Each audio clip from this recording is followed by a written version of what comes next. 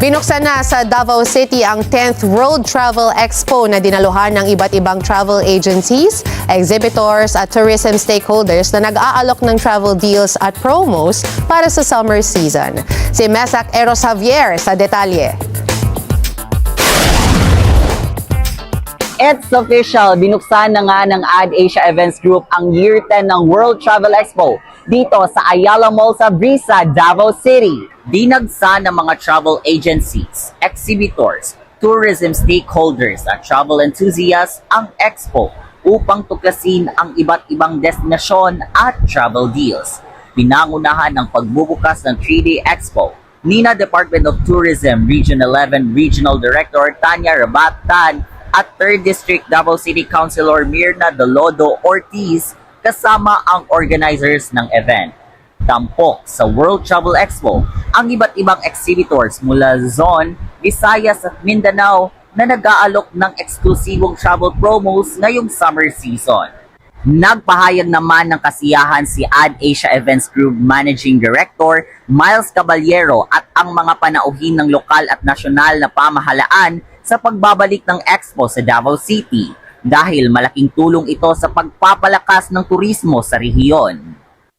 We will be here until May 15 to 17. So magkita-kita tayo dito mga ka-wanderers. First of all, we're happy and it just shows that Davao is open and everyone is welcome to do their conference, exhibits, MICE activities here in Davao. Itinatampok rin ng World Travel Expo ang mga kilalang brand sa travel, luxury, lifestyle at adventure na nag-aalok ng mga discounts at special promos. Come visit our booth to discover exclusive World Travel Expo rates and curated packages you won't find anywhere else. Thank you. We would like to invite you all to come and visit our booth for very great deals. We have promotions for rooms and for our park access. Tara at i-explore ang mga travel deals, packages sa World Travel Expo Southern Mindanao kasama ang inyong pamilya at kaibigan.